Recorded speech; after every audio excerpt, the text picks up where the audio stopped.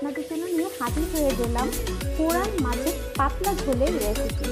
আমি টমেটো দিয়ে আর শুধু পেঁয়াজ আর পেঁয়াজ বাটা এই তিনটি উপকরণ দিয়ে পাতলা ঝোল কারিটা করে থাকি। এই কোরাল মাছের আমার কাছে খুবই মজা লাগে। এটা একদম কম মশলায় করা হয়। আশা করি আজকের রেসিপিটা আপনাদের ভালো লাগবে।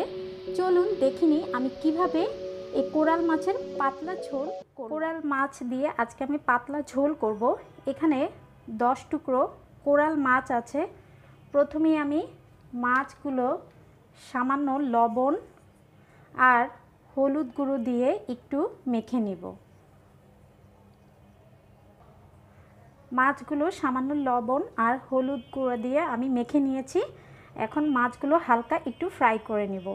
আর এই মাছের পাতলা ঝোল করার জন্য আমি যে যে উপকরণ নিয়েছি সেগুলো একটু আপনাদেরকে দেখাচ্ছি।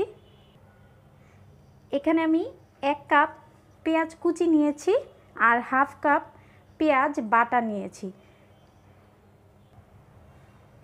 1 কাপ টমেটো নিয়েছি আর কিছু ধনেপাতা কুচি নিয়েছি। এখানে আমি 6-7টা আস্ত কাঁচামরিচ নিয়েছি। হাফ টেবিল স্পুন নিয়েছি আমি মরিচ গুঁড়া, 1 টিস্পুন নিয়েছি হলুদ গুঁড়া আর 1 টিস্পুন জিরা গুঁড়া। একটা প্যানে আমি কুকিং অয়েল দিয়ে দিব। ভাজার জন্য পর্যাপ্ত কুকিং অয়েল দিয়ে দিব। তেলটা যখন হালকা গরম হয়ে আসবে এ পর্যায়ে আমি মাছগুলো দিয়ে দিব। আমি মাছগুলো খুব কড়া করে ভাজবো না, হালকা একটু ভেজে নেব। সবগুলো মাছ আমি দিয়ে দিয়েছি। চুলার আঁচটা মাঝারিতে রেখে আমি মাছগুলো ভেজে নিব। যখন এক পাশ হয়ে যাবে আমি অপর পাশটা উল্টে দিব। আর অবশ্যই খেয়াল রাখতে হবে এই মাছ কিন্তু খুব কড়া করে ভাজবো না আমি।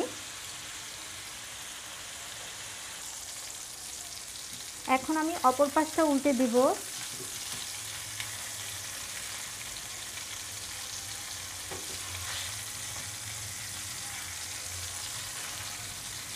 আমি কিন্তু খুব কড়া করে মাছ ভাজিনি, অপর পাশটাও আমি হালকা একটু ভেজে নেব।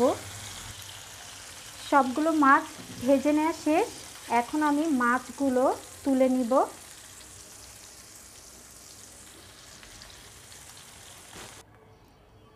মাছ ভাজার তেলে আমি মাছ রান্না করব, এই জন্য আমি সামান্য আরেকটু কুকিং অয়েল দিয়ে দিব। আমার মনে হচ্ছে তেলটা একটু কম, প্রায় 2 টেবিল চামচের মতো আমি আরও তেল দিয়েছি। এবার আমি 1 কাপ পেঁয়াজ কুচি দিয়ে দিব।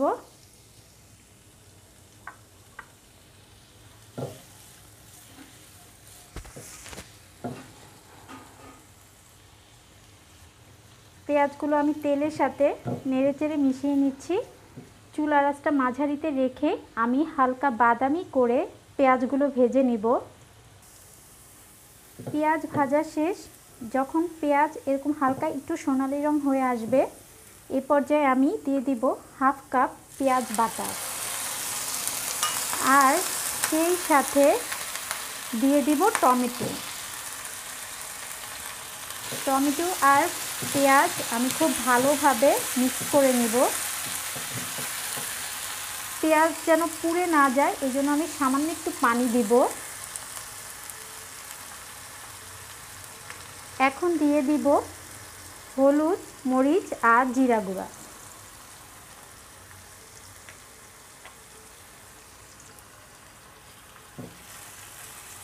তারপর আমি সবগুলো মশলা খুব ভালোভাবে কষিয়ে নিব। এ পর্যায়ে আমি লবণ দিয়ে দিব, স্বাদ মতো লবণ দিব।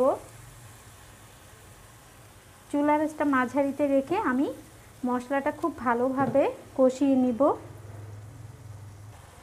আমি কিন্তু এই মাছ রান্নায় কোনো আদা রসুন পেস্ট ইউজ করছি না, শুধুমাত্র পেঁয়াজ পেস্টটাই আমি দিচ্ছি। ঝোলটা একটু ঘন হওয়ার জন্য আর খেতেও খুব মজা লাগে। যদি আমি আদা রসুন বাটা দিই তাহলে একটা গন্ধ মনে হয়, তাই আমি এটা দিচ্ছি না। মশলা খুব ভালোভাবে কষানো শেষ। দেখুন তেলটা কিন্তু উপরে ভেসে উঠেছে। এই পর্যায়ে আমি 1 কাপ পানি দিয়ে দিব। যেহেতু এটা পাতলা ঝোল হবে, পানি দিয়ে চুলার আঁচটা একটু হাইতে করে দিব। একটা বলক আসা পর্যন্ত অপেক্ষা করব। যখন একটু বলক চলে আসবে, এই পর্যায়ে আমি আগের থেকে যে হালকা করে ভেজে রেখেছি সেই মাছগুলো দিয়ে দিব।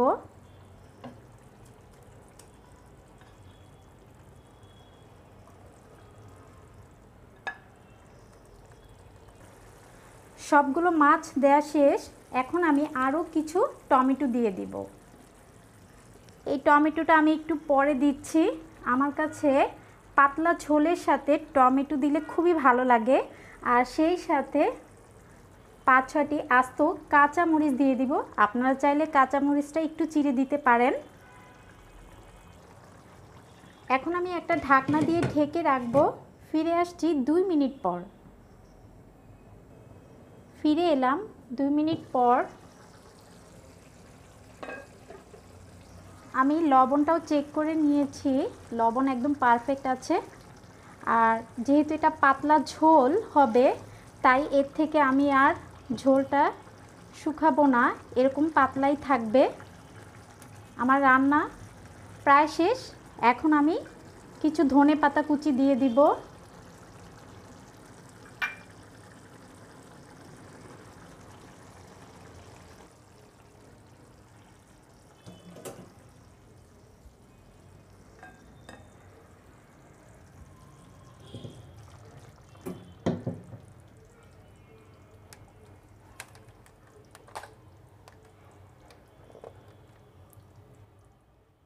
আশা করি টমেটো দিয়ে কোরাল মাছের এই পাতলা ঝোলের রেসিপিটি আপনাদের ভালো লেগেছে।